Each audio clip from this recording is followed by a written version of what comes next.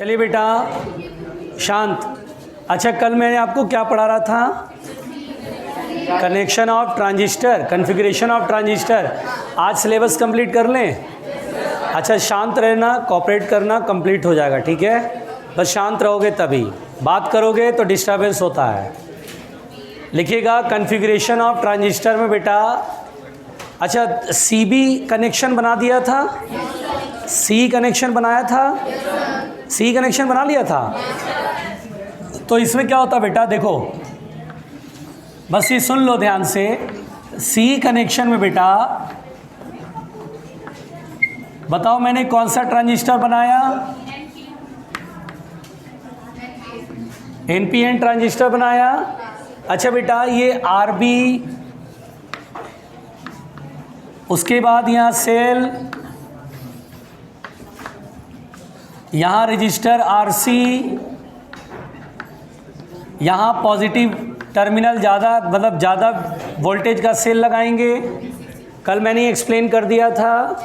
देखिए इसमें करना क्या होता है बेटा, यहाँ पर ये कनेक्शन है, ये this is I E, this is I B and this is I C. इधर होगा, ध्यान दीजिए, आई सी इधर से आ रहा, आई बी इधर से मिलेगा, आई हो जाएगा। यहाँ पर बेटा हम लोग को बहुत सिंपल सी बात है, इसको हम लोग बोलते हैं input circuit. This is input circuit and this is output circuit. बहुत आराम से सुनिएगा, इसको बोलते हैं VCC, इसको बोलते हैं, इसको बोल दो VBB। क्या बोल दो? Base bias. क्या बोलते हैं इसको? VBB, ठीक है? और ये बेस इमीटर है, ठीक। अगर बेस और इमीटर के बीच का पोटेंशियल डिफरेंस बताना होता है तो हम यहाँ पे ऐसे करके वोल्ट मीटर लगा देते हैं। क्या लगाते हैं बेटा? Volt meter. वोल्ट मीटर क्या होता है? विच मेजर्स द पोटेंशियल डिफरेंस। खैर वो देखते हैं अभी आगे, अभी देखते हैं। यहाँ पर बेटा हम लोग को इनपुट कैरेक्टरिस्टिक्स देखना होता है।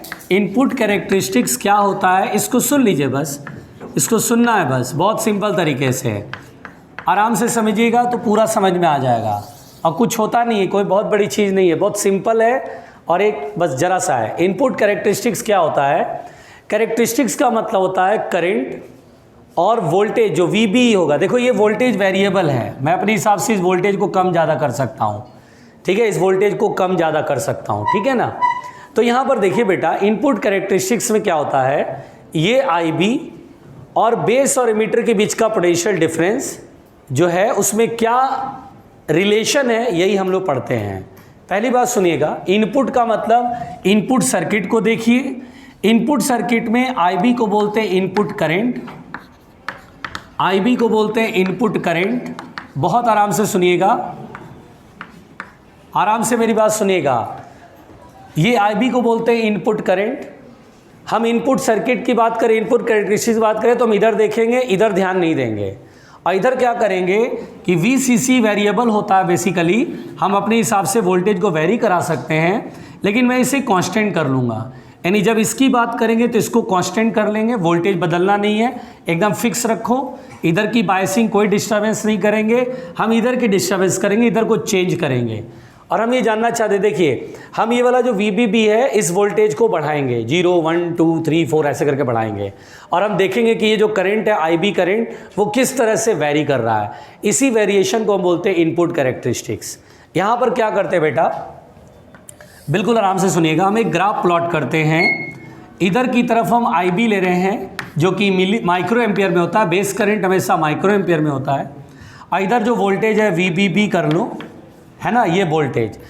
शुरुआत में जब ये वोल्टेज कम होगा, बहुत कम होगा, तो चूंकि बेस इमीटर का जो वोल्टेज होता है स्टॉपिंग पोटेंशियल बैरियर कहलाता है।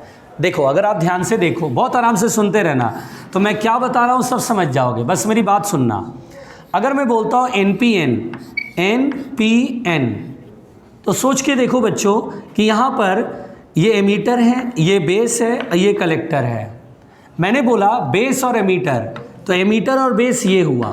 यहाँ पर जो बेटा डिप्लीशन लेयर होता है फॉरवर्ड बायसिंग में पतला होता है, बोला था। अच्छा पतला होता है और इसमें जो इलेक्ट्रिक फील्ड होता है वो किधर से किधर होता है? N से P की तरफ होता है ना, N से P की तरफ बताया था मैंने। एन से पी की तरफ पोटेंशियल जो इसमें डेवलप होता है, इसमें इलेक्ट्रिक फील्ड एन से पी की तरफ होता है। तो एमीटर और बेस के बीच का पोटेंशियल डिफरेंस यानी पोटेंशियल बैरियर का वैल्यू पूछ रहा है। पोटेंशियल बैरियर क्या होता है? Potential difference across the depletion layer. तो देखिए जब अप्लाइड वोल्टेज इस VB यानी पोटेंशियल बैरियर से कम रहता है तो करंट हल्का हल्का बढ़ता है, वोल्टेज हल्का हल्का बढ़ाओगे करंट हल्का हल्का बढ़ेगा। फॉरवर्ड बायसिंग बढ़ाया था मैंने, है ना, ऐसे करके बहुत हल्का हल्का बढ़ता है, बहुत सारा बढ़ाओगे तो हल्का हल्का बढ़ेगा।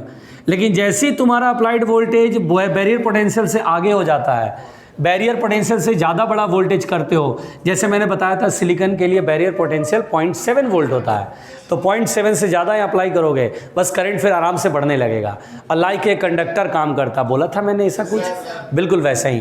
तो देखिए इस तरह का ग्राफ आपको मिलेगा, this is called input characteristics. तो मैंने बोला ना ये बहुत आसान होता है, आपका पढ़ा हुआ है, बस कभी अगर लिखने को आता है या ऑब्जेक्टिव सवाल पूछेगा कि चलो भाई सी, इसको बोलते हैं कॉमन एमीटर कन्फिगरेशन, बोलेगा सी कन्फिगरेशन में जरा बताओ इनपुट कैरेक्टरिस्टिक्स ग्राफ कैसा होता है, तो हमें 4 ऑप्शन में ये ग्राफ ढूंढना होगा।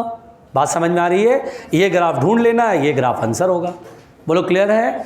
आपके NCERT में ये बोलते हैं कि अगर मान लो हम VCC रखते हैं, मान लीजिए 10 वोल्ट रखा तो हमें ये ग्राफ मिला।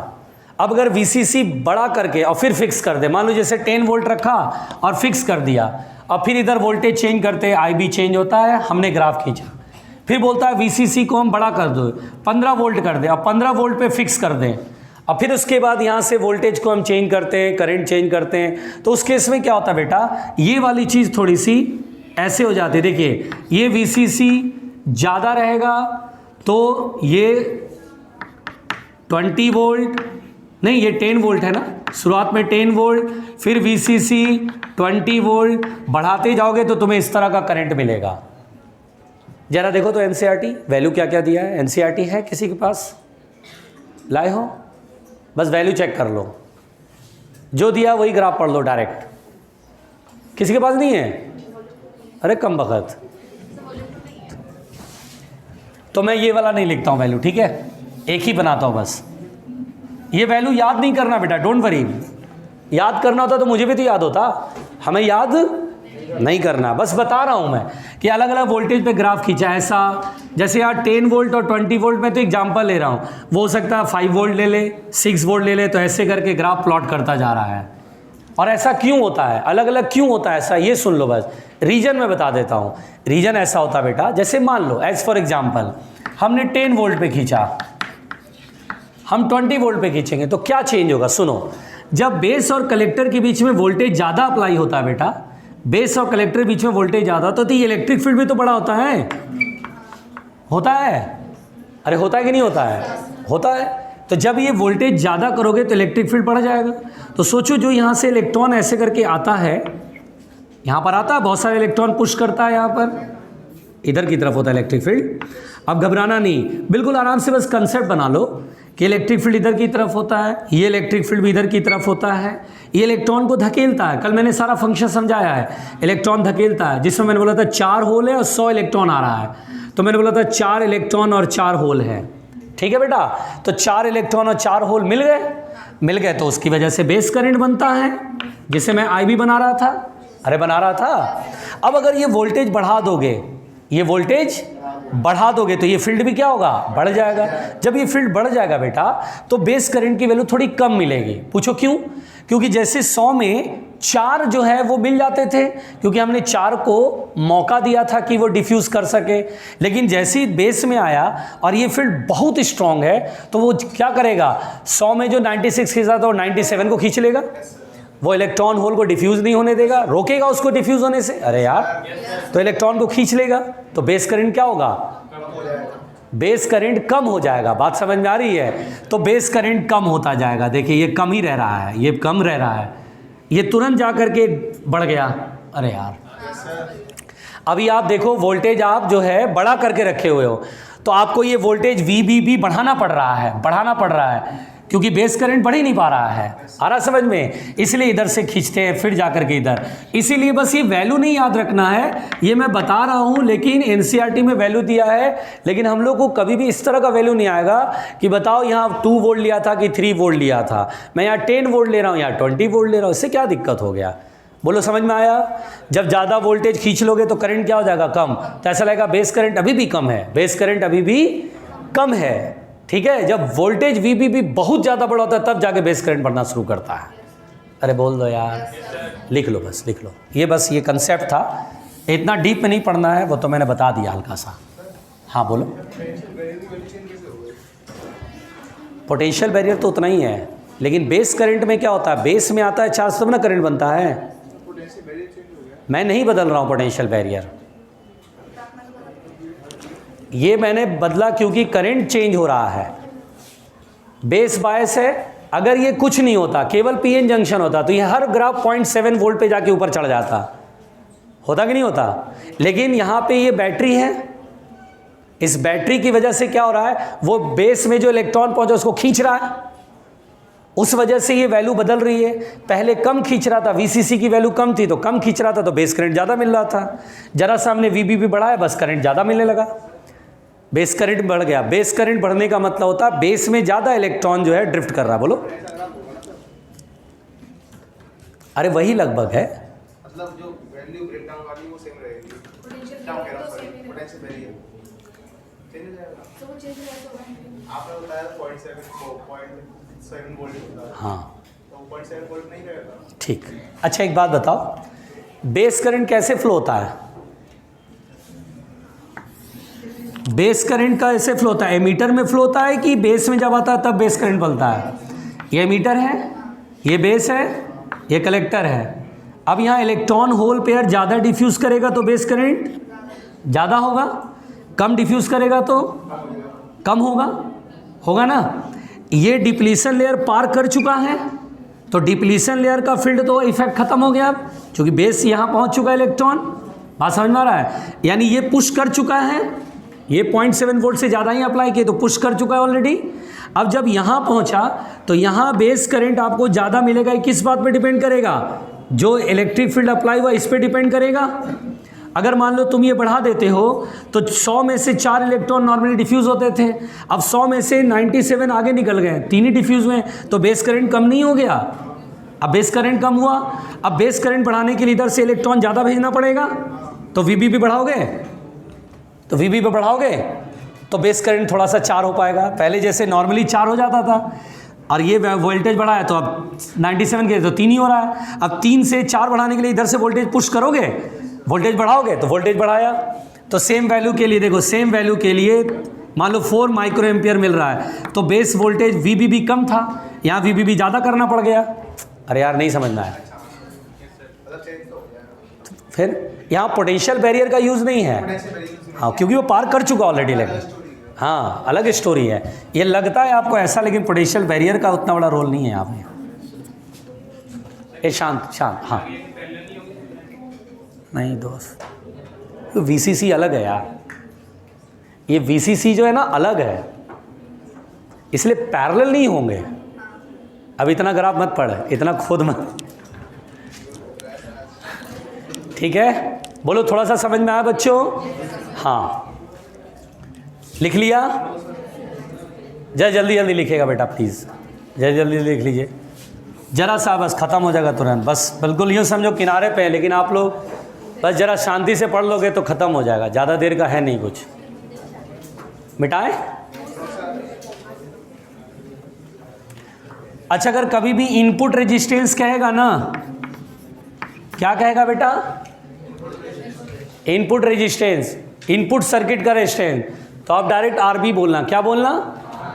आरबी। इनपुट रेजिस्टेंस क्या बोलोगे? हाँ, इनपुट सर्किट में यही रजिस्टर है ना, आरबी। या फिर आप ऐसे करना, कभी आरबी नहीं देगा। क्या नहीं देगा? आरबी नहीं देगा, ये वाला रेजिस्टेंस नहीं देगा, तो कैसे निकालोगे? तो आप क्या करना, delta V B B upon delta I B, याद है? डायनामिक रेजिस्टेंस होता है ना, change in voltage upon change in current से निकाल लेना। ठीक है, लिख लो इसे।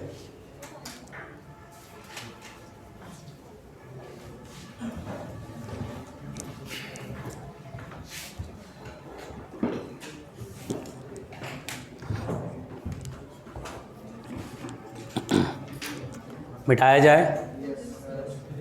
अब लिख लो आउटपुट कैरेक्टरिस्टिक्स। अब लिख लो आउटपुट कैरेक्टरिस्टिक्स। देखो देखो, अच्छा बताओ बेटा, आउटपुट कैरेक्टरिस्टिक्स में आउटपुट करंट कौन सा होगा, गेस करो कौन सा होगा आउटपुट करंट। तो IC is the output current. जो मैं बता रहा हूं बेटा इंपॉर्टेंट इंफॉर्मेशन है। आईसी को क्या बोलते हैं, आउटपुट करंट, यानी कि कलेक्टर करंट को ही बोलते हैं आउटपुट करंट। आराम से मेरी बात सुन लो, आराम से मेरी बात सुन लो, आउटपुट करंट। फिर सुनो बेटा, मेरी बात सुनिएगा ध्यान से। अच्छा मैंने क्या बोला, जब मैं इसकी बात करूंगा तो इधर की सारी चीजों को क्या करूंगा, कांस्टेंट। क्या करूंगा, मैं इधर कोई वेरिएशन नहीं कराऊंगा। मैं इधर की बात कर रहा हूं, इधर की बात अब नहीं कर रहा हूं, ठीक है ना। वोल्टेज वोल्टेज सब वेरी कराना क्या कर दूंगा, बंद। अरे यार अब मैं इसकी बात कर रहा हूं, मैं ये देखूंगा, मैं इधर क्या चेक करूंगा कि सर वीसीसी आप बदलोगे तो आईसी पर क्या असर पड़ेगा, वीसीसी बदलोगे तो आईसी पर क्या असर पड़ेगा, मैं ये बस चेक करना चाहता हूं, ठीक है। तो सुनो बेटा, देखो यहां पर जो ग्राफ है इसको समझो। यहां पर कलेक्टर करंट लेना है वाई एक्सिस पे मिली एम्पियर, और यहां लेना है वीसीसी। अब ध्यान देना, इधर ध्यान दो, इधर प्लीज। अच्छा बेटा देखो यहां पर ग्राफ कैसा होता है, देखो यहां ग्राफ ऐसा होता है, देखो देखो यहां ग्राफ ऐसा होता है। जब IB मान लीजिए आपने 1 मिली एम्पियर रखा था, माइक्रो एम्पियर, तो ऐसा ग्राफ होगा। अब आप बोलेंगे ये क्या है सर, अभी बताता हूं बेटा, बस थोड़ा सा फील कराऊंगा और जल्दी समझ लेना, एक बार में ही समझ लेना। सुनो पहले ये ग्राफ समझो, ग्राफ समझो ये कैसे खींचा मैंने। अच्छा देखो, मान लो ये NPN है, मान लो ये NPN ट्रांजिस्टर है, समझ रहे हो। अच्छा ये क्या होता है, एमीटर, ये क्या होता है, बेस, ये क्या होता है, कलेक्टर, ठीक। ये फॉरवर्ड बायस होता है तो इलेक्ट्रिक फील्ड इधर की तरफ होता है P से N, और ये रिवर्स बायस होता है N से P की तरफ इलेक्ट्रिक फील्ड होता है। अच्छा पहली बात समझो, मैंने जब IB को 1 माइक्रो एम्पियर रखा, 1 माइक्रो एम्पियर, IB को मैंने फिक्स रखा, क्या रखा बेटा, फिक्स। तो सोचो यहाँ पर जो IB करंट जा रहा है वो 1 माइक्रो एम्पियर फिक्स रखा। फील करो, 1 माइक्रो एम्पियर का मतलब होगा कि इस बेस वाले में जब इधर से इलेक्ट्रॉन आता होगा तो इलेक्ट्रॉन होल पेयर का डिफ्यूजन मैंने फिक्स रखा है। जैसे 100 में से 4 इलेक्ट्रॉन मर गए, होल मिल गया, मर गए, तो उसकी वजह से करंट बना। अब मैंने IB को फिक्स रखा, यानी 4 ही रहेंगे। बोलो क्लियर हुआ। अब 4 मैं बदल नहीं रहा हूं, जिससे बेस करंट नहीं बदलेगा, बेस करंट मैंने कांस्टेंट रखा, ओके। अब यहां पर बेटा ये वाला जो इलेक्ट्रिक फील्ड है वो मैंने बढ़ाया, यानी VCC मैंने बढ़ाया, यानी ये वाला वोल्टेज क्या करा मैंने बेटा, बढ़ाया। ये फील्ड का स्ट्रेंथ बढ़ेगा, अरे बढ़ेगा ना। तो बढ़ेगा तो शुरुआत में जब आप 0 रखेंगे, यानी देखो 0 रखेंगे, बहुत हल्का रखेंगे, 0 लगभग, तो क्या होगा, 100 पहुंचेगा, 2 ही चार्ज आ पाएगा क्योंकि फील्ड काफ़ी कमज़ोर है, 0 है। तो ये वाला जो है वोल्टेज 0 है, अरे बोलो। तो कलेक्टर करंट जो इसमें फ्लो कर रहा है वो लगभग 0 पर रहेगा, क्योंकि खींच ही नहीं पाएगा तो कलेक्टर में करंट कहाँ बनेगा, कलेक्टर में चार्ज फ्लो होना चाहिए ना, तो खींच के लाएगा तभी तो चार्ज फ्लो होगा, तभी तो करंट बनेगा। फिर वोल्टेज आप धीरे धीरे बढ़ाओगे, तो थोड़ा सा बढ़ाओगे तो 100 में से 4 तो इधर मर गए, 96 थे, 2-3 मान लो चले जाते थे, अब की बार 10-12 जाएंगे तो थोड़ा सा IC बढ़ने लगेगा। बढ़ते बढ़ते बढ़ते बढ़ते VCC की वैल्यू बढ़ाते जाओगे, IC बढ़ते बढ़ते एक टाइम पर क्या होगा, 100 आएंगे, 4 मरेंगे, 96 खींच लिए जाएंगे। अब तुम वोल्टेज और बढ़ा दोगे तो उससे क्या हो जाएगा, कुछ हो जाएगा क्या, क्योंकि यहाँ तो 100 में 4 मर रहे हैं, 96 ही तो है, वो 96 फिक्स है और 96 खींच ले रहे हैं, तो करंट फिर उसके बाद नहीं बढ़ पाता है। अब चाहे फील्ड जितना बढ़ा लो करंट बढ़ नहीं पाता है, इसलिए करंट क्या हो गया, कांस्टेंट हो गया। नहीं आया समझ में, एक बार में समझना प्लीज, डिस्टर्ब मत करना। फिर बेटा अगर मैं बोलता 2 माइक्रो एम्पियर, यानी IB मैंने 4 इलेक्ट्रॉन होल पेयर मर रहे थे, अब 8 इलेक्ट्रॉन होल पेयर मर रहे हैं, अरे यार बोलो, इसका मतलब इधर से मैं ज़्यादा भेज रहा हूँ ना, नॉर्मली जितना भेजते उसमें 4 मरते थे, इधर से संख्या भी तो बढ़ाया होगा, तो कलेक्टर करंट की वैल्यू भी तो बढ़ेगी, यानी 150 भेजते होंगे तब 8 लोग मर पाते होंगे।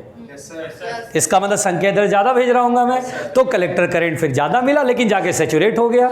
अरे बोलो समझ में आया? तो VCC बढ़ाते जाओगे उसके बाद कलेक्टर करंट पर कोई असर, क्योंकि कलेक्टर करंट पे असर तब पड़ता जब बेस रीजन में इलेक्ट्रॉन जो आता वो ज़्यादा बढ़ता है ना। वो तो फिक्स आ रहा है, 100 उधर से आ रहा है, 4 मर गए 96 जा रहे हैं, फिर 100 आ रहा है, 4 मर गए 96 जा रहे हैं। बोलो क्लियर हो गया? बना लो। अगर बेटा आउटपुट रेजिस्टेंस कहेगा तो RC देना है। क्या देना है? RC। बोलो ये आसान ग्राफ नहीं है? ठीक से समझ के चलो तो बहुत आसान है, बस एक एक बार में ही समझना प्लीज़। ध्यान से सुनोगे तो समझ जाओगे, प्लीज़ बातें नहीं।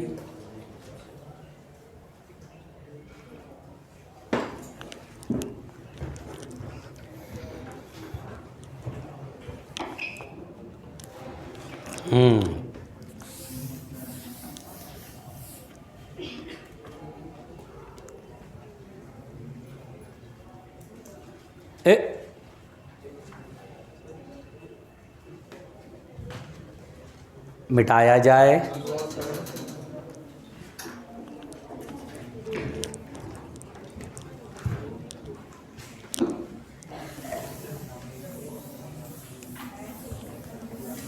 लिखिए बेटा,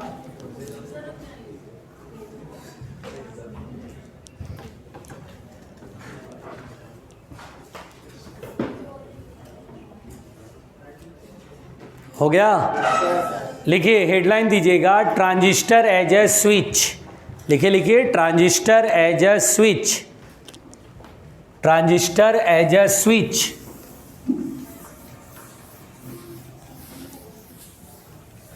ट्रांजिस्टर एज ए स्विच लिख लिया? अच्छा देखो देखो बेटा, इलेक्ट्रॉनिक सर्किट में हमें स्विच करना अगर होता है तो हम ट्रांजिस्टर का इस्तेमाल करते हैं। स्विच का मतलब वो प्लग नहीं है कि ऑन ऑफ करते हैं, ठीक है ना। स्विच का मतलब होता पलट देना, लो वोल्टेज को हाई और हाई को लो बना देना, इज कॉल्ड स्विच। ध्यान से सुनिएगा। तो यहाँ पर बेटा ट्रांजिस्टर एज ए स्विच क्या होता है? It's a very simple. मेरी बात ध्यान से सुनिएगा तो सीख जाइएगा, बहुत इजी है बेटा। ट्रांजिस्टर एज ए स्विच, देखिए ध्यान से मेरी बात सुनिए, क्या होता है सुनिए। हम आपको पहले ये क्लियर करते बेटा कि हम दो तरह का ट्रांजिस्टर जानते हैं, PNP और NPN। हम कौन सा ट्रांजिस्टर ज़्यादा प्रीफर करते हैं? NPN। ये तो पहले क्लियर हो गया। इसलिए जितनी भी बातें हम कर रहे हो सब NPN डायग्राम पे कर रहे हैं। क्लियर हो गया? क्यों प्रीफर करते हैं? क्योंकि इलेक्ट्रॉन की मोबिलिटी ज़्यादा होती है, इसलिए हम NPN को प्रीफर करते हैं। क्लियर हो गया? अब क्या होता है, स्विच कराना है, यानी ट्रांजिस्टर को हम स्विच की तरह काम करते हैं, यानी ट्रांजिस्टर स्विच करने के काम आता है। और सुनिएगा ध्यान से कैसे। देखिए बेटा, सब लोग पहले ध्यान से सुनिएगा। जब आप थोड़ा सा और आगे पढ़ेंगे एम्पलीफायर, लास्ट टॉपिक, उसके बाद लॉजिक गेट है, तो एम्पलीफायर में मैं आपको बताऊंगा कि देखो, we always use NPN transistor and always use the connection which having common emitter. यानी बेटा NPN यूज करना और वो कॉन्फ़िगरेशन यूज करना जिसमें एमीटर कॉमन हो। और आपको ये पता चल जाएगा एम्पलीफायर में कि कॉमन एमीटर कॉन्फ़िगरेशन में एम्पलीफिकेशन अच्छा खासा होता है, इसलिए हम लोग always use common ammeter configuration. तो देखिए, हर चीज़ आप भूल जाइए, रियलिटी में जो हम लोग यूज़ करते हैं वो NPN ट्रांजिस्टर यूज़ करते हैं और कनेक्शन उसका हम हमेशा कॉमन एमीटर बना के रखते हैं। इसलिए हम जो भी डायग्राम बना रहे हैं उसमें कॉमन एमीटर कॉन्फ़िगरेशन बना रहे हैं। तो ये एमीटर कॉमन होगा, कलेक्टर और ये बेस। अब सब लोग ध्यान से सुनना, ये RB है और यहाँ पर बेटा ये जो है बेटा, यहाँ पर हम ऐसा करते हैं, ऐसे जोड़ देते हैं प्लस माइनस, बट ये वेरिएबल है, ठीक है, जिसे हम V इनपुट कहेंगे। मतलब अगर आप यहाँ पे अगर कोई वोल्ट मीटर लगाएंगे जो मेज़र करेगा उसे हम V इनपुट का नाम देंगे, ठीक है। आराम से सुनना, पहले सीख लो, सारी चीज़ें समझ जाओगे, बस मेरी बात को सुनते रहना, देखना आराम से।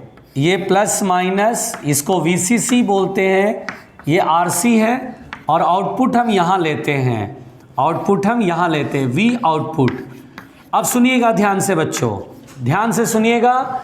तो कैसे स्विच का काम है, कैसे हम इसे स्विच कह रहे हैं, आप बहुत आराम से सीख जाएंगे। बस मेरी बात को सुनिएगा अच्छे से, मैं क्या बोल रहा हूँ। देखिए पहले बेटा एक बात समझिए, आप इनपुट सर्किट को देखिए, देख रहे हैं आप इनपुट सर्किट, ठीक। आप इस इनपुट सर्किट को देख रहे हैं, ये रेजिस्टेंस आर बी है, ये वोल्टेज वेरिएबल है, इनपुट यहीं पर देंगे, है ना, और उसके बाद ये एमीटर कॉमन है इनपुट और आउटपुट में, इसलिए से कॉमन एमीटर कॉन्फ़िगरेशन बोलते हैं।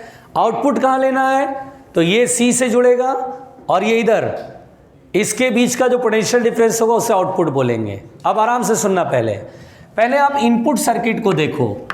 अगर आप इनपुट सर्किट को देखो, आराम से मेरी बात सुनना बेटा, इनपुट सर्किट को देखो, ठीक है, इसको देखो। अच्छा बेटा, करंट इलेक्ट्रिसिटी में हम पढ़ते थे कि अगर कोई सेल है, इसका इंटरनेशनल आर और ईएमएफ ई, अगर ये सेल करंट यहाँ से भेजता है तो हमने पढ़ा था पूरे दोनों टर्मिनल के बीच का पोटेंशियल डिफरेंस होता है ई माइनस आई आर, इसको बोलते हैं टर्मिनल वोल्टेज। सेल का ईएमएफ ई है, करंट आई है और इंटरनेशनल आर है, तो ई माइनस आई आर। सोच के देखो, ऐसा लग रहा आई बी करंट यहाँ से निकल रहा है, इधर जा रहा है, तो इसे सेल मानो और इसे इंटरनेशनल मानो, ये वी बी बी है जिसे हम वी इनपुट कहेंगे, वी इनपुट बोले रहे हैं, वी इनपुट है, ईएमएफ की तरह काम करेगा, रेजिस्टेंस है। तो बेटा ऐसा लग रहा है यहाँ से यहाँ तक का पोटेंशियल डिफरेंस जो आएगा terminal voltage of the cell है।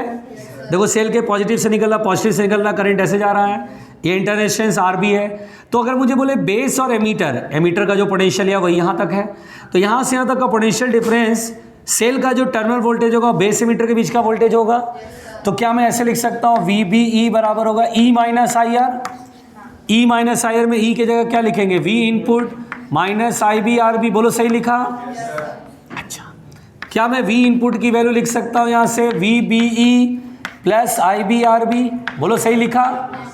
अच्छा बेटा, आप बिल्कुल ध्यान से देखना। अब मैं बोल रहा हूँ आउटपुट सर्किट देखो, आउटपुट सर्किट। अच्छा बेटा, आउटपुट सर्किट को ध्यान से देखो। अच्छा ध्यान देना, ऐसा लग रहा है जैसे आईसी करंट यहाँ से निकल करके ऐसे जा रहा है। क्या ये ईएमएफ है?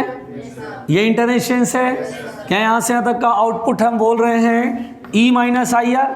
या तो टर्मिनल वोल्टेज डायरेक्ट आउटपुट है, और यही वी आउटपुट यहाँ तक का सी और ई के बीच का पोटेंशियल डिफरेंस होगा कि नहीं होगा भाई? जो पोटेंशियल है वो यहाँ तक, जो पोटेंशियल है वो यहाँ तक, सी और ई के बीच का potential difference is output potential, ठीक है। वी आउटपुट क्या होगा, ई माइनस आई आर, यानी V C C minus I C R C. बिल्कुल आराम से सुनना। अब यहाँ पर स्विच क्या है ये समझो। अच्छा बेटा, मान लो कि input voltage, let input voltage is less than 0.7 volt, यानी the barrier potential of PN junction. अरे यार, बैरियर पोटेंशियल से अगर कम अप्लाई करोगे तो क्या ये बैरियर पोटेंशियल करंट फ्लो होने देगा? अरे भाई, पीएन जंक्शन जो पहला ही मिलेगा उसका बैरियर पोटेंशियल से कम पोटेंशियल अप्लाई किया तो इलेक्ट्रॉन जाने ही नहीं देगा। स्टॉपिंग पोटेंशियल मतलब बैरियर पोटेंशियल ज़्यादा है, तो यहाँ पर क्या होगा, आई बी नेग्लिजिबल खत्म। तो करंट जब ट्रांजिस्टर से नहीं जाएगा तो ना आई फ्लो होगा ना आई सी फ्लो होगा, चूंकि बायसिंग ही नहीं हुआ। अब सोचिए, देखो ना, अगर मैं बोलता हूँ एनपीएन में एमीटर से जब इलेक्ट्रॉन यहाँ जाएगा तभी तो बेस में पहुँचेगा, तभी तो बेस करंट मिलेगा, तभी तो कलेक्टर करंट मिलेगा। जब यहाँ पर वोल्टेज 0.7 वोल्ट से कम है तो क्या ये ट्रांजिस्टर वर्किंग मोड में है? नहीं, उसको बोलते हैं कट ऑफ मोड। क्या बोलते हैं बेटा?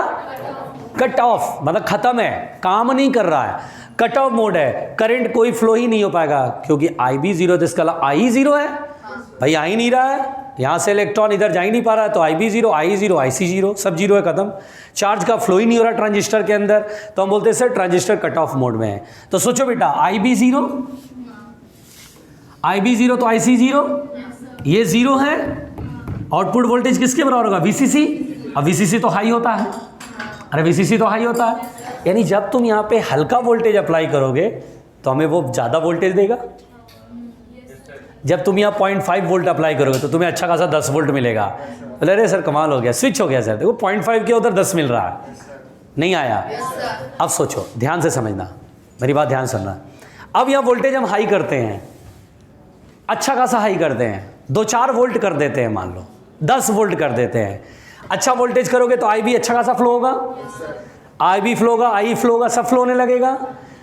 जब बेटा आईसी फ्लो नहीं लगे और अच्छा खासा फ्लो होगा तो क्या वीसीसी में से ये बहुत बड़ी चीज़ घटेगी तो क्या छोटी हो जाएगी, आउटपुट कम हो जाएगा। यानी जब तुम यहाँ इनपुट हाई करोगे तो यहाँ आउटपुट क्या होगा, कम हो जाएगा। स्विच हो गया, इसको बोलते हैं ट्रांजिस्टर एज ए स्विच। किसकी मदद से हुआ, ट्रांजिस्टर की मदद से हुआ, नहीं आया तो इसको बोलते हैं कि ट्रांजिस्टर एज अ स्विच। पहले यहाँ तक लिखो फिर बात करते हैं, पहले यहाँ तक लिखो। अरे बढ़ा तो सकते हैं ना चाचा, तुम यहाँ 0.5 वोल्ट करोगे तो यहाँ ज़्यादा मिला कि कम मिला, ज़्यादा मिला। जब यहाँ 10 वोल्ट किए तो यहाँ क्या मिला, कम अप्लाई किए तो ज़्यादा मिल रहा है, ज़्यादा अप्लाई करो तो कम मिल रहा है, तो स्विच नहीं हुआ। ये छोटा मोटा वोल्टेज होता है, ऐसा नहीं कि ट्रांसफार्मर यूज़ कर रहे हैं हम लोग, वो बड़ा वाला होता है शांत, और वो एसी होता है, ये डीसी होता है, बाइसिंग डिस्टर्ब नहीं होगी कभी भी। शांत प्यारे बच्चों, शांत। डीसी लिया है, एक डायरेक्शन में फ्लो हो रहा है, मतलब एक डायरेक्शन है पर वेरिएबल है। हाँ, पर वेरिएबल है। शांत हो गया। नो सर, थोड़ा फास्ट लिख लो यार बच्चों, थोड़ा फास्ट लिख लो बच्चों।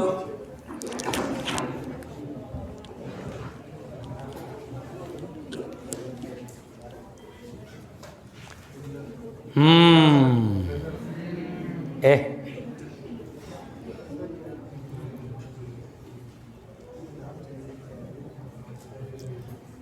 ये सब सर्किट जानते हो, घर पे जाके प्रैक्टिस कर लेना। एक बार घर पे प्रैक्टिस कर लोगे ना तो ये सब डायग्राम तो भूलोगे नहीं। स्टार्टिंग में जो पढ़ते हैं ना समझ में तो आ जाता है, रिवीजन की ना होने की वजह से 10 दिन बाद बोलते हैं सर आपने ट्रांजिस्टर पढ़ाया था कुछ समझ नहीं आया सर। अरे बैल, जिस समय तुमने पढ़ा उस समय रिवाइज नहीं किया यार। इसको 1-2 बार लिख के अच्छे से रिवाइज कर लेना, बिल्कुल परफेक्ट हो जाओगे।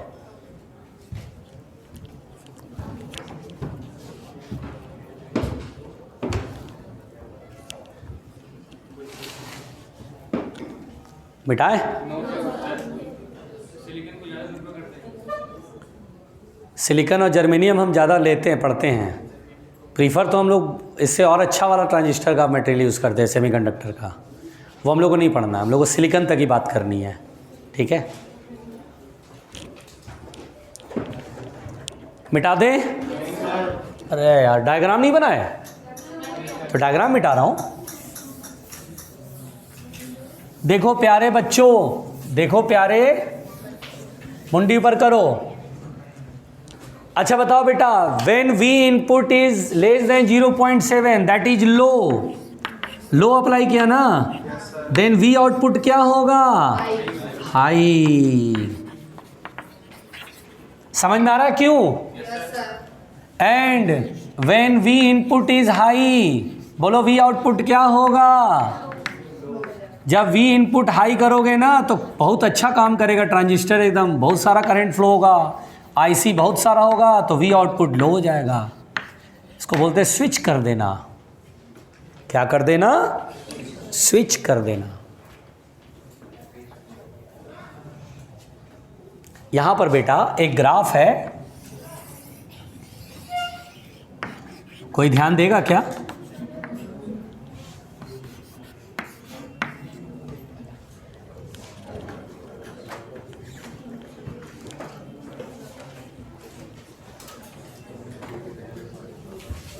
हाँ भाई ध्यान दो प्लीज, ध्यान दो।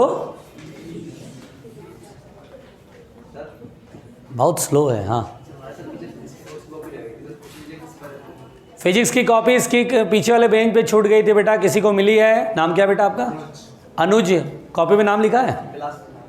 देखना भाई, किसी के पास हो तो दे देना यार। अरे किसी के पास हो तो दे देना।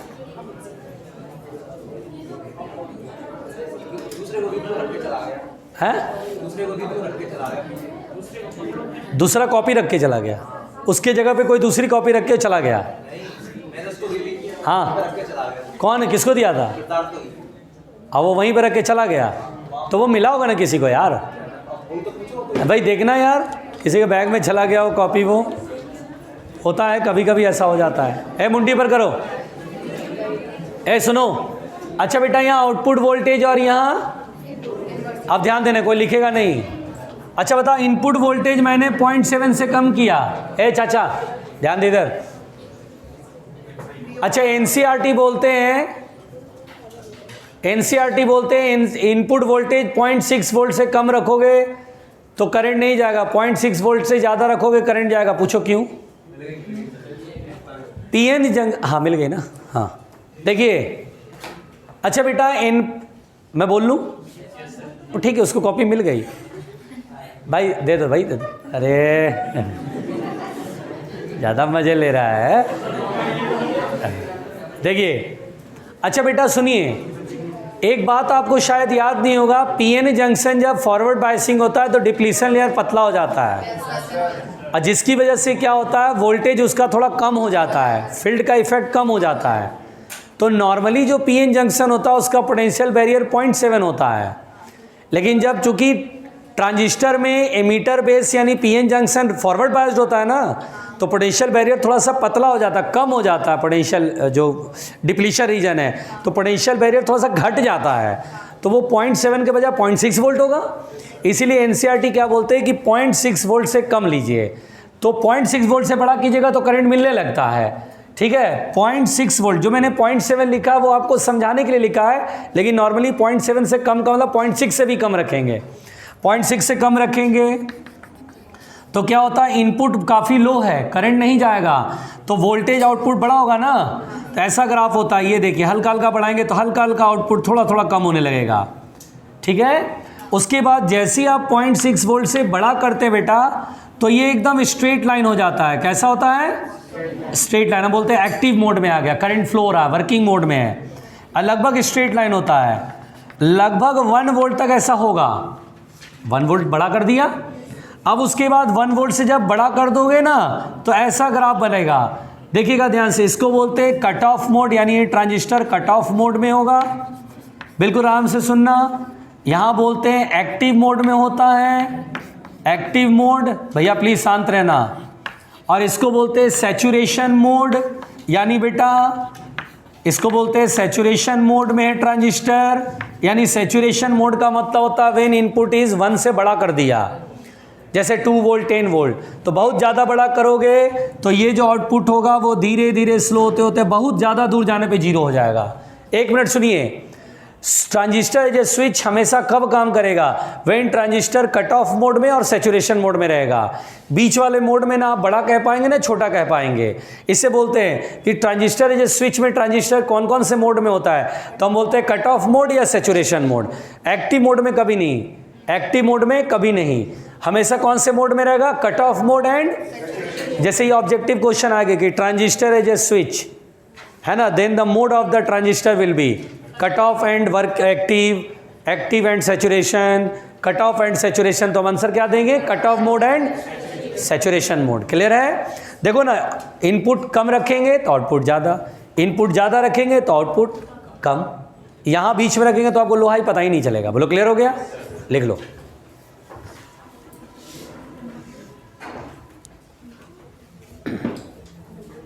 शांत बच्चों, शांत।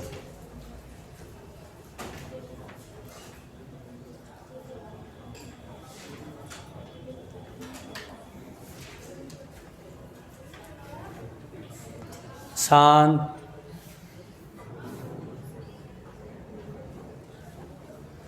ट्रांजिस्टर स्विच की तरह कौन कौन से मोड में काम करता है? कट ऑफ मोड और सैचुरेशन मोड। ये अपना लिख लेना बेटा नीचे।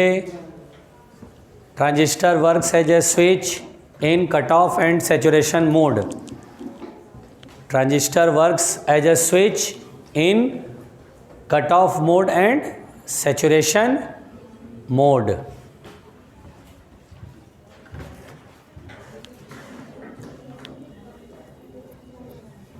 बातें नहीं भाई।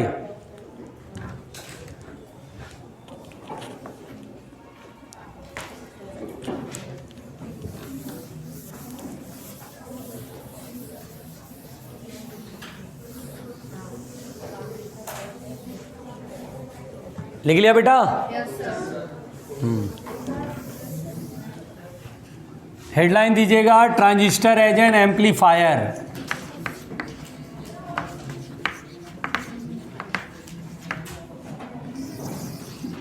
Transistor as an amplifier. मिटा दें? देखिए बहुत ध्यान से सुनिएगा, अब ध्यान से सुनिए। हेडलाइन दे दिया बेटा, ट्रांजिस्टर एज एन एम्पलीफायर। अब सुनिएगा बेटा, ट्रांजिस्टर एज एन एम्पलीफायर, दो एम्पलीफायर है बेटा, और ध्यान से सुनिएगा, प्लीज सुनिए। सबसे पहला है सीबी एम्पलीफायर। बोलो नाम, पूरा नाम बोलो, क्या बोलेंगे इसको? हाँ, कॉमन बेस, बहुत बढ़िया। दूसरा नाम है सी एम्पलीफायर, पढ़ो, कॉमन एमीटर, बहुत अच्छे। मुंडी ऊपर कर लो बस ध्यान से, मुंडी ऊपर कर लो ध्यान से। अच्छा देखो, सीबी एम्पलीफायर में नाम क्लियर है, बेस कॉमन होगा। इधर ध्यान से सुनना, इधर ध्यान से सुनना, जो सर्किट बना रहा हो ध्यान देना, बहुत इजी है बेटा। अच्छा देखो, ये ट्रांजिस्टर है, बेस कॉमन होगा, ध्यान देना। ये मीटर है, ये कलेक्टर है। बोलो कौन सा ट्रांजिस्टर? NPN, very good. यहाँ आर ई जोड़ेंगे, समझ में आ रहा है? और अब बेटा जरा ध्यान से सुनना, बिल्कुल ध्यान से सुनना जो मैं बोलने जा रहा हूँ, ठीक? यहाँ पर बेटा ये सेल है, वेरिएबल है, ठीक है ना? पॉजिटिव इधर की तरफ रखें क्योंकि एन पी एन है, एन ये है ना, फॉरवर्ड बायसिंग के लिए इसको नेगेटिव करेंगे ना। देखना यार, पीछे वाला कहीं सेल गड़बड़ तो नहीं कर दिया था मैंने? नहीं, वो तो बेस था, तो कॉमन एमीटर था, ये तो कॉमन बेस है, ठीक है। अच्छा सुनिएगा ध्यान से, एमीटर बेस में एन पी एन, एन की तरफ लो और पी की तरफ हाई, ठीक है। अब बेटा जो मैं बता रहा हूँ ध्यान से सुनना, यहाँ पर माइक्रोफोन लगाएंगे, जो हम बोलते हैं वही यहाँ लगाएंगे ना। अरे बोलते हैं ना, तो बोलेंगे, जैसे हम लोग हेलो तो बोलते हैं ना, जैसे इसमें हेलो बोलते हैं तो इसमें होता है पतले पतले वायर होते हैं। हेलो बोलने से साउंड जो है इसको कंप्रेस करता है, सर्किट कंप्लीट होता है, करंट फ्लो होने लगता है ना। इसको बोलते हैं ट्रांसड्यूसर। क्या बोलते हैं बेटा? ट्रांसड्यूसर एक डिवाइस होता है जो मैसेज सिग्नल को इलेक्ट्रिकल सिग्नल के फॉर्म में बदलता है, उसको क्या बोलते हैं? ट्रांसड्यूसर। ध्यान देना। तो ये बेटा देखो, प्लीज़ सुनो, तो यहाँ पर ये जो है माइक्रोफोन है वो वोल्टेज क्रिएट करेगा। अरे बोल दो, ठीक। बायसिंग प्रॉपर बनाने के लिए यहाँ तो बैटरी जुड़ा हुआ है ही, कोई टेंशन नहीं है। और उसके बाद बेटा यहाँ पे आरसी है, ये कलेक्टर जुड़ा हुआ है। यहाँ पर देखो बेटा एन पी एन, एन को हाई करना होगा, ठीक। आउटपुट हम यहाँ से लेंगे और यहाँ स्पीकर लगा देंगे। क्या लगा देंगे? स्पीकर लगा देंगे, जिससे कि तेज साउंड आएगा, ठीक है। आप जब हेलो बोलते हैं तो यहाँ से हेलो तेज आती है, ठीक है। एक मिनट इधर सुनिए, ये आई बी है, ये आई ई है और ये आई सी है। सही बना रहा हूँ ना? ओ सॉरी, इधर सही है। एक मिनट। अच्छा बेटा ज़रा दिमाग लगाइए, आप यहाँ पे हेलो बोलते हैं तो थोड़ा सा ही तो बोलते हैं, वोल्टेज थोड़ा सा, इनपुट बहुत छोटा सा दिया, आउटपुट ज़्यादा मिलता है। ज़्यादा तो दिक्कत है नहीं, यानी इनपुट से आउटपुट बड़ा हो गया, एम्पलीफाई हो गया। इसे ज़्यादा आप नहीं समझाएंगे, ट्रांजिस्टर जो स्विच में समझा दिया ये, इसे यहाँ नहीं समझाएंगे कि बेटा क्या होता है। तो यहाँ पर आउटपुट ज़्यादा मिल रहा है। अरे बोलो। तो यहाँ पर बेटा डिफाइन किया गया है, देखो ध्यान से बेटा। पहली बात तो इनपुट सिग्नल ऐसा होता है, इनपुट सिग्नल ऐसा होगा, आउटपुट सिग्नल कैसा होगा? यह बड़ा सा। सुनिए ध्यान से, यहाँ पर बेटा कुछ टर्म्स डिफाइन किए गए हैं, जैसे कि करंट गेन। क्या डिफाइन किया गया है? Current gain. गेन यहाँ पर बेटा अल्फा से दिखाते हैं। करंट गेन का डेफिनेशन है delta I C upon delta I B, delta I E, delta I E. बताओ बेटा यहाँ आउटपुट कौन होगा? आई सी। इनपुट कौन होगा? आई। इसे नहीं बोलेंगे, ये तो दोनों में कॉमन है। इनपुट बोलेंगे आई, आउटपुट क्या बोलेंगे? तो क्या बोलेंगे? Delta I C upon delta I. इस रेशियो को बोला जाता है गेन। कभी बोलेगा गेन तो बोलना आउटपुट अपॉन इनपुट, आउटपुट का चेंज अपॉन इनपुट का change, this is called current gain. क्या बोलेंगे? करंट गेन को किससे दिखाते हैं? रुकना। अगर मैं सी एम्पलीफायर बनाऊं तो सी एम्पलीफायर, क्या यहाँ एमीटर कॉमन होगा? ध्यान देना, ये कलेक्टर, ये मीटर, ये बेस। बोलो सही दिखाया? एनपीएन। अच्छा यहाँ पर क्या दिखाएंगे? आरबी। अरे यार यहाँ पे एनपीएन, सही है। माइक्रोफोन लगाएंगे यहाँ, अरे बोल दो। हाँ ये माइक्रोफोन है, हेलो बोलेंगे। हाँ आराम से। यहाँ आउटपुट में क्या बोलेगा?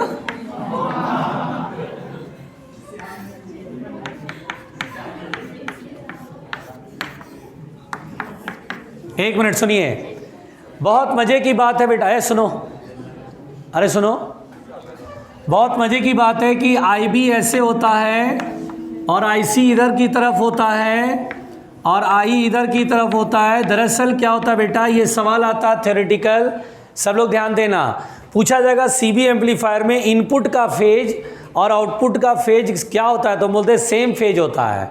जब यहाँ पॉजिटिव होगा तो यहाँ पॉजिटिव मिलेगा, जब यहाँ नेगेटिव भेजोगे तो नेगेटिव मिलेगा, ठीक है। लेकिन यहाँ पर क्या होता है बेटा, जब आप यहाँ पर पॉजिटिव भेजोगे तो यहाँ उल्टा मिलेगा नेगेटिव। अब आप सोच के देखो क्यों, बताऊं? अच्छा दिमाग लगाओ। पहले तो आपको क्या याद रखना है कि यहाँ इनपुट और आउटपुट में फेज डिफरेंस 180 डिग्री का 180 डिग्री का होता है। अब आप दिमाग लगाओ, सोच के देखो बेटा, बहुत ध्यान से सुनना। अगर यहाँ पर बेटा मैंने वोल्टेज अप्लाई करा पॉजिटिव, यानी मैंने पॉजिटिव अप्लाई करा तो हमें दिख रहा है कि यहाँ नेगेटिव मिलता है। नेगेटिव का मतलब फ्लक्चुएशन उल्टे डायरेक्शन में मिलेगा। मेरी बात सुनना, जैसे दो एसएचए में एक इधर जा रहा है तो दूसरा जब इधर जाता है अपोजिट, तो हम बोलते हैं 180 डिग्री का फेज डिफरेंस है। मेरी बात समझ में आ रही है? हाँ, अब सुनना ध्यान से। पहली बात तो बेटा, ट्रांजिस्टर कभी भी एम्पलीफायर की तरह काम करता है। तो आपने अभी स्विच में देखा था आउटपुट और इनपुट में मैंने जो ग्राफ बनाया था ऐसे करके ऐसे बनाया था। कभी बोलेगा कि यार ट्रांजिस्टर जब एम्पलीफायर की तरह काम करते तो वो कौन से मोड में होता था? बोलते हैं वर्किंग मोड में है भाई, उसमें आईबी आईसी आई बढ़िया फ्लो हो रहा है और आईसी बहुत ज़्यादा बड़ा नहीं है। वरना अगर हम बोलते थे कि आईसी बहुत ज़्यादा बड़ा होता तो आउटपुट क्या हो जाता था? बहुत छोटा हो जाता था। हम यहाँ पे हमेशा एक्टिव मोड, देखिए ध्यान से, मुझे बोलने देना, मैं बहुत कुछ समझा दूंगा। ये कट ऑफ मोड होता है, ये saturation mode.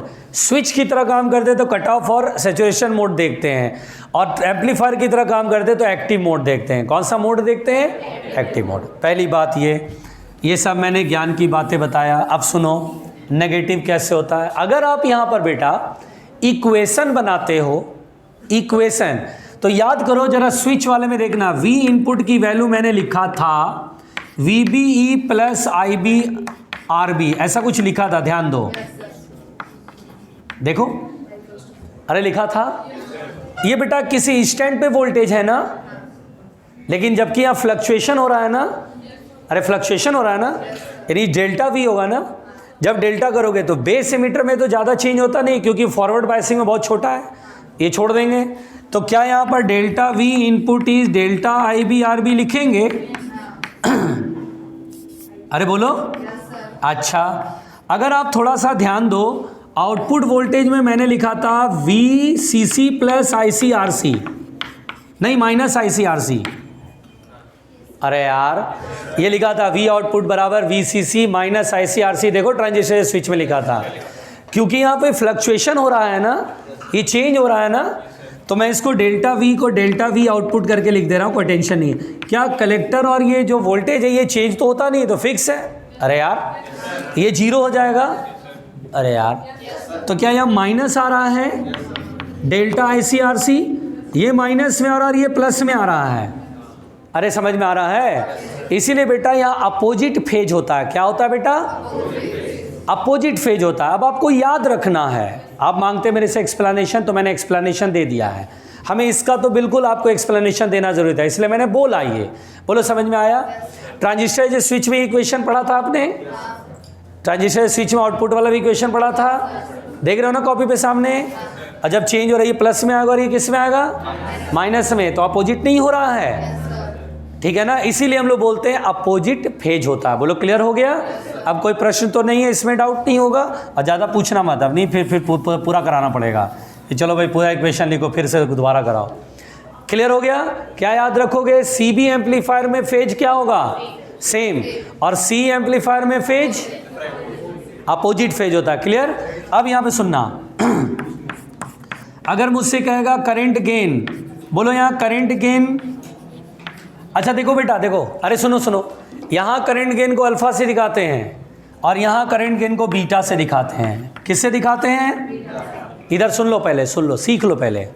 Current gain represented by here alpha. CB amplifier में करंट गेन को अल्फा से दिखाते हैं, सी एम्पलीफायर में करंट गेन को बीटा से दिखाते हैं। और बीटा का फॉर्मूला होगा delta I C upon delta I B. अब एक मिनट रुकना, एक मिनट रुकना, ये दोनों मिली एम्पियर में होगा। और जानते हो डेल्टा आई सी ना, डेल्टा आई से थोड़ा छोटा होता है, आई बराबर आई बी प्लस आई सी होता है ना, ये थोड़ा बड़ा होगा, ये थोड़ा छोटा होगा। अल्फा की वैल्यू आएगा 0.995, 0.98 ऐसा करके आता है, और ये आएगा हमेशा 100 से बड़ा, 1 से बड़ा। क्यों? डेल्टा आई बी होता है माइक्रो एम्पियर में और डेल्टा आई सी होता है मिली एम्पियर में। तो देखना ये 500, 1000 ऐसे पहुंचता है। तो देखो एम्पलीफिकेशन यहाँ बहुत मज़ेदार होता है, एम्पलीफिकेशन यहाँ बहुत मज़ेदार होता है। इसलिए हम लोगों ने बोला था, आपको मैंने पढ़ाया था अभी, तो बोला था कि जितना बात होगा, जितनी बात होगा बेटा एनपीएन लेंगे और कनेक्शन कैसा लेंगे? सी। हम सीबी कॉन्फ़िगरेशन केवल थ्योरी पढ़ते हैं, बस इतना ही, लेकिन प्रैक्टिकल लाइफ में हमेशा सी कॉन्फ़िगरेशन करते हैं, क्योंकि यहाँ इसमें गेन बहुत ज़्यादा होता है, गेन बहुत ज़्यादा होता है। इसीलिए हम बोलते हैं कि सर हमेशा कॉन्फ़िगरेशन में कॉमन इमीटर प्रीफर करो और एनपीएन ट्रांजिस्टर प्रीफर करो। बोलो क्लियर? यहाँ पर बेटा एक टर्म डिफाइन किया गया, वोल्टेज गेन। क्या डिफाइन किया गया है? अच्छा सुनो सुनो सुनो सुनो सुनो सुनो, वोल्टेज गेन को एवी से लिखते हैं। किससे लिखते हैं? अच्छा, वोल्टेज गेन होता है output voltage upon input voltage. क्या होता है? Output voltage upon. अच्छा बच्चों इधर ध्यान देना, क्या मैं आउटपुट वोल्टेज, देखते हैं आपके पास बुद्धि है कि नहीं है।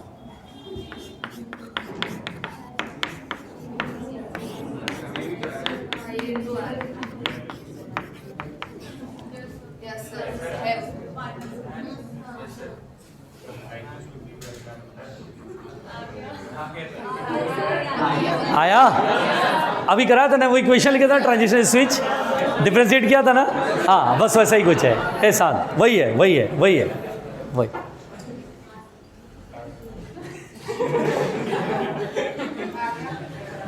फिर यहाँ लिख, यहाँ से यहाँ लिख, करंट ऐसे जा रहा है, V इनपुट है, वैसे ही टर्मिनल वोल्टेज लिख, V input E plus E minus I are बराबर यहाँ से यहाँ तक का पोटेंशियल डिफरेंस।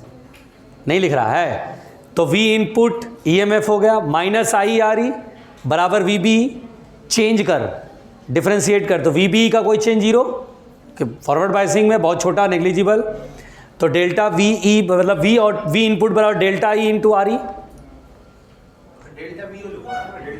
अरे तो V आउटपुट का मतलब यहाँ चेंज हो रहा है, यहाँ आउटपुट का होता है एम्पलीफाई होना, चेंज होना, यहाँ चेंज को V आउटपुट लिख देते हैं। क्या लिख देते हैं?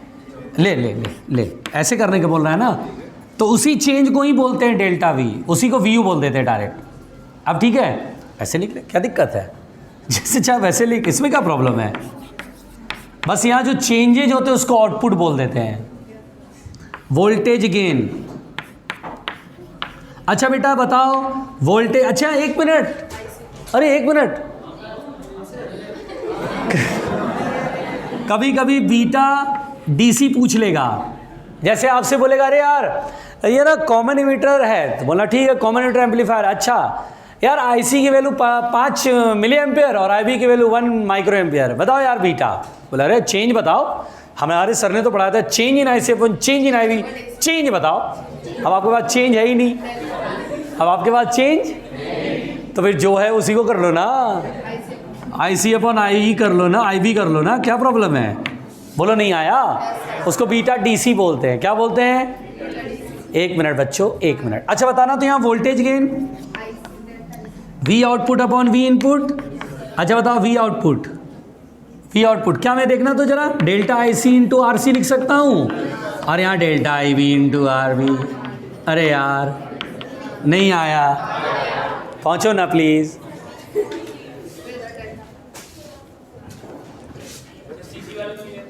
है सीसी? अरे गधे, जब ये वीसीसी करते हो डिफरेंशिएट करोगे तो जीरो नहीं हो जाएगा। यहां से यहां तक का टर्मिनल वोल्टेज लिखोगे ई माइनस आई आर, और डिफरेंशिएट करोगे तो ये कांस्टेंट टर्म है जीरो। अच्छा वो नहीं पढ़ना है दोस्त, वो आप अपने आईआईटी के कॉलेज में हॉस्टल में आप अगर पढ़ रहे होंगे, मैं आपको रोकूंगा नहीं, मैं आपको टोकूंगा नहीं। कुछ अलग नहीं होता, सिलेबस में नहीं हम लोग के। सर एम्पलीफायर में एक्टिव मोड में क्या होता है? एम्पलीफायर हमेशा एक्टिव मोड में काम करेगा जिसमें आईबी आईसी फ्लो होगा। रीजन तो होगा। नहीं नहीं, रीजन क्या है? मतलब जब तक करंट आईसी फ्लो नहीं होगा आउटपुट मिलेगा कहाँ? नहीं मिलता है ना। स्विच में क्या होता है? बहुत बड़ा कलेक्टर करंट फ्लो होता है तो आउटपुट वोल्टेज बहुत लो हो जाता है, उसको बोलते हैं सैचुरेशन। सैचुरेशन का कलेक्टर करंट अब आगे चेंज ही नहीं होता है। और ये एम्पलीफायर में चेंजेज होते हैं, जब हम बोलते हैं तो फ्लक्चुएशन होता है। सैचुरेशन मोड में आउटपुट में चेंज नहीं होते, आप ध्यान दो, इनपुट के पैरेलल हो जाता है ना। मेरी बात समझ में आ रही है? बैल हो जा तुम, संपूर्ण बैल। अच्छा बेटा, एम्पलीफायर में क्या we get the constant output? क्या वोल्टेज फिक्स होता है? नहीं। पता कैसे होता है? 0 10 वोल्ट, फिर 10 से 0, फिर उल्टा डायरेक्शन बढ़ता जाएगा बढ़ता जाएगा। अरे बोलो ना यार। तो पूछा ये जा रहा है कि सर ट्रांजिस्टर हमेशा एक्टिव मोड में काम क्यों करता है? तो हम बोलेंगे बेटा कट ऑफ मोड में आउटपुट में चेंज लगभग 0 होता था, याद है आपको? ऐसे मिटा दो इसको।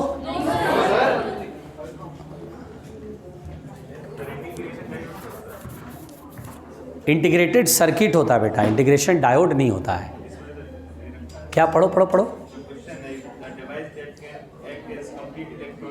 आईसी, आईसी इंटीग्रेटेड सर्किट, उसको आईडी इंटीग्रेशन डायोड भी कहते हैं, उसे आईसी बोलते हैं। कभी आप जाकर के ना कंप्यूटर वाले भैया से पूछेगा भाई अगर मेरा कंप्यूटर का आईसी उड़ जाएगा तो क्या होता? बोले काम ही नहीं करेगा, आईसी फूक गई। आईसी मतलब इंटीग्रेटेड सर्किट, उसमें डायोड ट्रांजिस्टर सब कुछ होते हैं।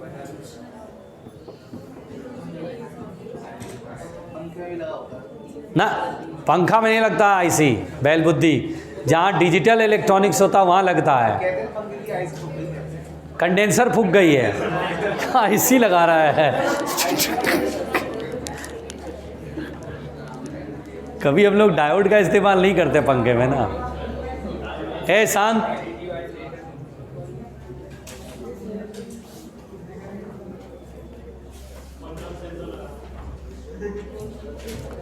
शांत।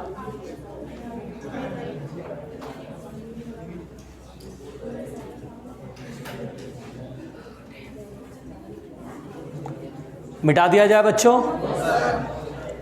अभी तुम लोग 2 मिनट के अंदर नहीं लिखना है तो मैं मिटा दूंगा।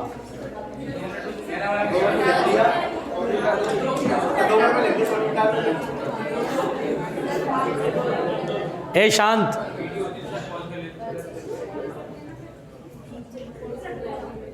आराम से।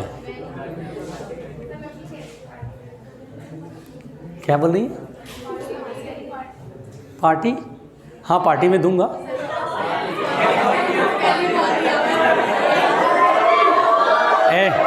मैं कैलिफोर्निया में नहीं दे रहा हूँ इस बार, मेरा वेन्यू चेंज हो गया है। टाइम्स स्क्वायर, टाइम्स स्क्वायर में पार्टी है, आइएगा जरूर।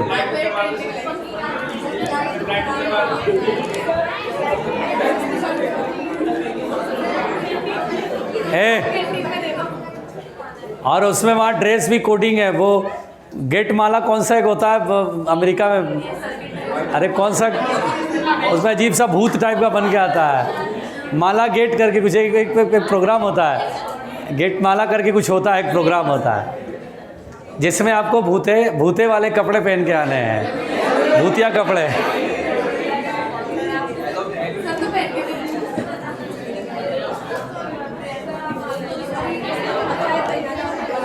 हे शांत,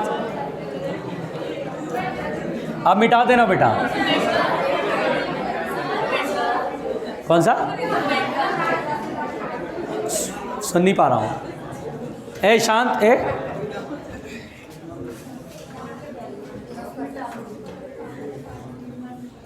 और सुनिएगा बेटा, यहाँ पे अगर मान लीजिए आपसे बोलता है, अच्छा एक बात बताओ, थोड़ा करंट के हिसाब से सोचो, तो तुम्हें करंट मालूम है, वोल्टेज मालूम है। अगर कोई बोले पावर गेन तो बोला I into V, alpha into A V.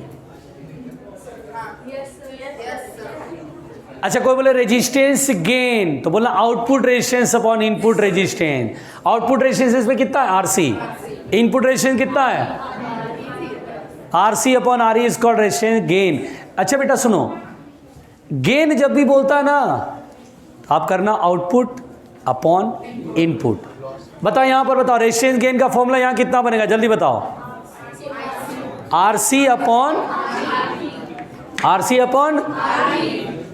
अच्छा यहां पावर गेन बताओ, बीटा इंटू AV। अरे बीटा इंटू, लिखो बेटा relation between alpha and beta. Headline दे दो, रिलेशन बिटवीन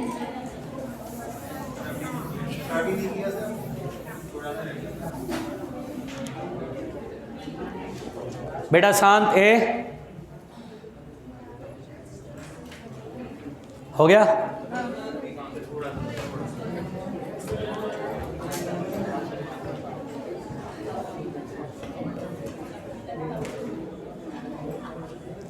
हो भाई शांत रह लो, मिटाएं।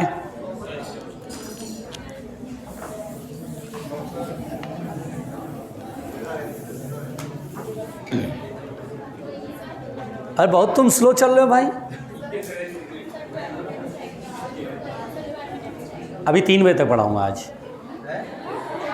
आज सिलेबस कंप्लीट करके ख़त्म कर दूंगा, 3 बजे तक पढ़ाऊंगा। 15 मिनट्स में खुद ही लेट था, ठीक है? बस ज़्यादा नहीं लगेगा लॉजिक गेट में यार, परेशान मत हो। देखो मैंने पूरा पढ़ाया, कुछ भी छोड़ा नहीं मैंने, एवरीथिंग पढ़ाया। और ट्रांजिस्टर पढ़ने के बाद एक तो 80% तो फीलिंग, अपना कहानी बंद करो। 80% तो फीलिंग आ रही है कि ट्रांजिस्टर समझ में आ रहा है। और सवाल जब बनाओगे ना, न्यूमेरिकल थोड़ा बहुत 2-4 फंसेगा, पूछ लेना ज़रूर। फिर वाकई न्यूमेरिकल बना लोगे तो 100% समझ में आएगा कि ट्रांजिस्टर इतना टफ नहीं होता है। जब तक क्वेश्चन नहीं बनाओगे ना, कॉन्फिडेंस नहीं आएगा। थ्योरी एक बार को हाँ ठीक है समझ में आ गई सर, लेकिन सवाल बनाओगे पूरा श्योर हो जाओगे। लिखिएगा बेटा, relation between alpha beta and gamma, alpha and beta, sorry, relation between alpha and beta, relation between alpha and beta. Gamma उसको बोलते हैं कॉमन कलेक्टर वाले को, लेकिन वो नहीं पढ़ना है, सिलेबस में नहीं है। लेकिन रिलेशन शांत, relation between alpha and beta. अच्छा बेटा एक बात बताओ, अल्फा क्या है जल्दी बताओ। अरे करंट गेन किसका?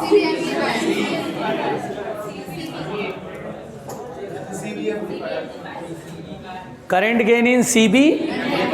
और बीटा क्या है? अच्छा क्या हम जानते हैं IE बराबर IB प्लस IC।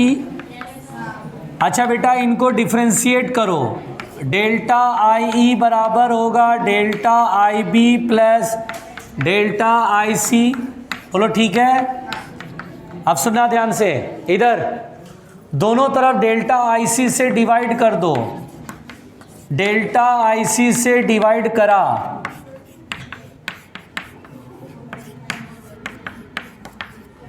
क्या यहाँ +1 हो जाएगा? याद करो ये वाला चीज क्या है, कॉमन बेस में अल्फा का फॉर्मूला, अल्फा बराबर delta IC upon delta I। अच्छा जानते हो मैं कैसे याद रखता हूँ? बेस, कॉमन बेस बोलता हूँ। तुम लोग जब बोलते हो तो उसमें थॉट प्रोसेस तो चलता नहीं होगा, लेकिन आप ना आगे से दिमाग भी लगाना, सी भी बोलते हो ना कॉमन बेस, अरे बेस कॉमन है, अरे यार बेस कॉमन है तो बेस दो ना, इनपुट ना आउटपुट, अरे आउटपुट हमेशा कलेक्टर है तो इनपुट हो गया emitter, emitter current, output upon input delta I C upon delta I E, delta I C upon delta I, उल्टा इसलिए 1/अल्फा। जब बोलते हैं सी एम्पलीफायर तो एमीटर कॉमन यानी बेस इनपुट और output collector, delta I C upon delta I B is the beta. यहाँ उल्टा लिखा है, आउटपुट नीचे है इनपुट ऊपर है, तो यहाँ पर लिखेंगे 1/बीटा प्लस 1। देखो दिमाग लगाओगे ना तो कभी कंफ्यूज नहीं होगे इन फॉर्मूलों में। अब यहाँ पर बेटा क्या अल्फा बराबर लिख सकते हैं बीटा अपॉन 1 प्लस बीटा, जल्दी बताओ। बोलो लिख सकते हैं? एक मिनट। जब बीटा दे देगा और अल्फा पूछेगा तो ये करना, हो सकता है अल्फा दिया और बीटा पूछे तो 1 इधर ले आओ। देखो ध्यान से, एंड 1/अल्फा माइनस 1 बराबर 1/बीटा, क्या बीटा बराबर आएगा अल्फा अपॉन 1 माइनस अल्फा। क्या ये अल्फा बीटा का रिलेशन समझ में आया? आओ लिखें।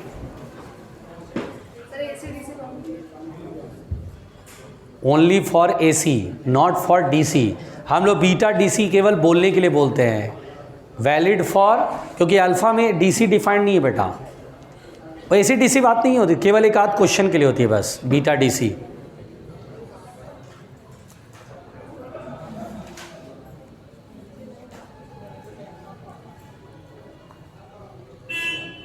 लिख लिया? जल्दी जल्दी हाथ चलाओ, लिखो। अरे मैं बोला लिखो।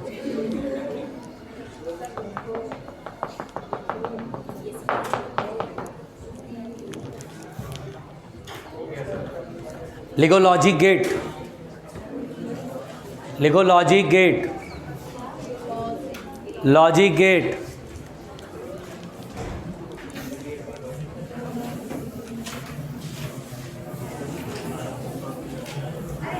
इसमें लगेगा 45 मिनट्स, इसमें लगेगा 45 मिनट्स। कितना टाइम हो रहा है? अच्छा अब एक बात बताओ, अभी पढ़ा दूँ रुकोगे?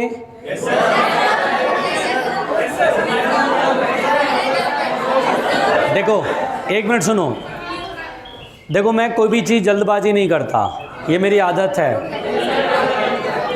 समझाऊंगा सिखाऊंगा, सिखाना मेरा काम है।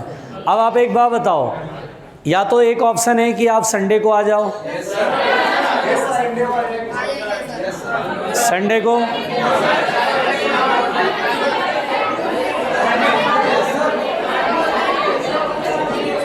या फिर अभी 45 मिनट्स अभी पढ़ा दूँ।